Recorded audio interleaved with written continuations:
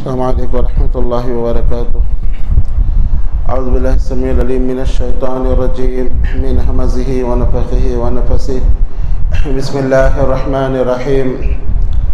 اللہ کے فضل و کرم اس کی توفیق سے بسم اللہ الرحمن الرحیم کی تفسیر چل رہی ہے، اور ہم یہ معلوم کر رہے ہیں کہ وہ کون سے موقع ہیں جہاں پر بسم اللہ الرحمن الرحیم کو پڑھنا چاہیے۔ آپ لوگوں کو یاد ہے تو بتائیے کہ کب کب بسم اللہ کو پڑھنا چاہیے جو درس چل رہے ہیں؟ جی، وضو سے پہلے بسم اللہ کہنا چاہیے، نماز سے پہلے بسم اللہ الرحمن الرحیم پڑھنا چاہیے، اسی طرح بیوی سے ملنے سے پہلے، ہم بستری کرنے سے پہلے بسم اللہ پڑھنا چاہیے، اور اسی طرح کسی پر دم کرنے سے پہلے نبی اکرم صلی اللہ علیہ وسلم کی سنت تھی کہ کسی پر دم کرنے سے پہلے آپ بسم اللہ پڑھا کرتے تھے، بسم اللہ ارقیک من کل شیء یؤذیک ومن کل عین حاسد اللہ یشفی۔ اسی طرح مغرب سے پہلے بھی بسم اللہ پڑھنے کا نبی صلی اللہ علیہ وسلم نے حکم دیا ہے۔ آپ صلی اللہ علیہ وسلم نے فرمایا کہ مغرب سے پہلے خبیث روحیں زمین میں پھیل جاتی ہے، تو تم کیا کرو؟ 3 کام کرنے کا آپ صلی اللہ علیہ وسلم نے حکم دیا کہ اپنے بچوں کو گھروں کے اندر بلا لو۔ مغرب کے وقت بچے باہر کھیلتے رہتے ہیں، آپ نے کہا کہ بچوں کو گھر میں بلا لو، پھر بسم اللہ کہہ کر اپنے کھانے کے برتنوں کو ڈھانک دو، اور بسم اللہ کہہ کر پانی کے برتنوں کو ڈھانک دو۔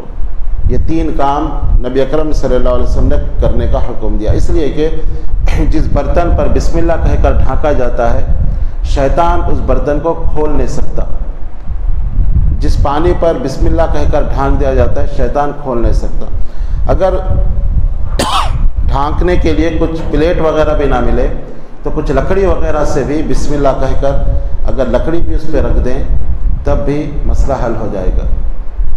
تو ہم ان باتوں کا خیال نہیں کرتے، جس کی وجہ سے بچے ہمارے ہم کو پریشان کر دیتے ہیں، بچوں پر یہ خبیث روحیں ان کو تکلیف پہنچاتی ہے۔ اسی لیے ہمیں حکم دیا گیا کہ ہم بسم اللہ کہہ کر ہمارے بچوں کی حفاظت کریں۔ ایک باپ ہونے کی حیثیت سے جہاں بچوں کی تربیت کرنے کی ہماری ذمہ داری ہے، وہاں ان کے صحت کا خیال رکھنے کی بھی ہماری ذمہ داری ہے۔ ان کی صحت کے خیال میں ایک بہت بڑی چیز یہ ہے کہ ان کو جنوں اور شیاطین، خاص کر خبیث ارواح سے ہمارے بچوں کی حفاظت کریں، کیونکہ یہ خبیث روحیں جب بچپن میں داخل ہو جاتی ہیں یا تکلیف دیتی ہیں تو زندگی کے دوسرے مرحلوں میں بھی بچوں کو تکلیف پہنچاتی ہے۔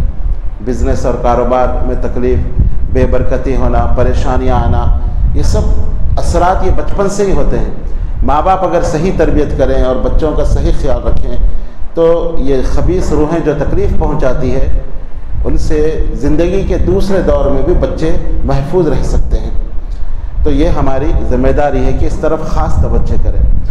اور پھر آپ صلی اللہ علیہ وسلم نے یہ بھی کہا کہ گھر سے باہر نکلتے وقت بھی بسم اللہ کہو، اور گھر میں داخل ہوتے وقت بھی بسم اللہ کہو، کیونکہ جب کوئی انسان بسم اللہ کہہ کر گھر میں داخل ہوتا ہے اور بسم اللہ کہہ کر دروازہ لگاتا ہے تو شیطان جو اس گھر میں موجود تھا وہ کہتا ہے کہ آج اس گھر میں رہنے کا انتظام نہیں ہے، آج ہم اس گھر میں نہیں رہ سکتے۔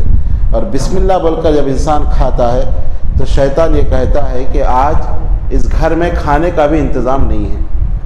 لیکن جب کوئی انسان بغیر بسم اللہ کے گھر میں داخل ہوتا ہے اور بغیر بسم اللہ کے دروازہ لگاتا ہے تو شیطان دوسرے ساتھیوں کو بھی آواز دیتا ہے، آؤ آج اس گھر میں رہنے کا انتظام ہو گیا ہے۔ اور جب بغیر بسم اللہ کہہ کر ہم کھاتے ہیں تو پھر شیطان کہتا ہے کہ رہنے کے ساتھ ساتھ اس گھر میں کھانے کا بھی انتظام ہو گیا ہے۔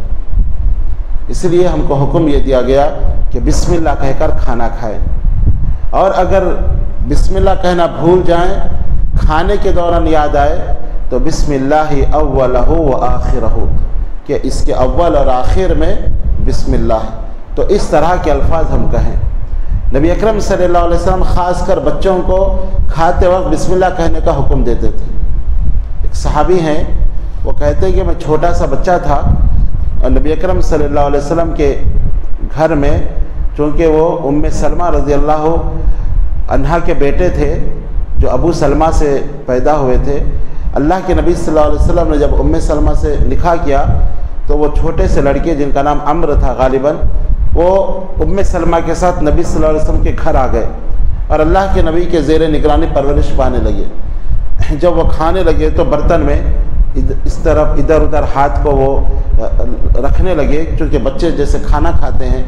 تو آپ صلی اللہ علیہ وسلم نے ان سے کہا کہ یا غلام، اے غلام کل بیمینک، اے غلام تم بسم اللہ کہو اور تم سیدھے ہاتھ سے کھانا کھاؤ اور اپنے سامنے سے کھاؤ۔ تین باتوں کا آپ صلی اللہ علیہ وسلم نے حکم دیا کہ بسم اللہ کہہ کر کھاؤ اور داہنے ہاتھ سے کھاؤ اور اپنے سامنے سے، برتن میں ادھر ادھر ہاتھ مت ڈالو بلکہ اپنے سامنے سے تم کھانا کھاؤ۔ تو ہمیں بھی چاہیے کہ بچوں کو اس طرح کی تلقین کرے کہ بسم اللہ کہہ کر کھانا کھایا جائے، یہ نبی اکرم صلی اللہ علیہ وسلم کا حکم ہے۔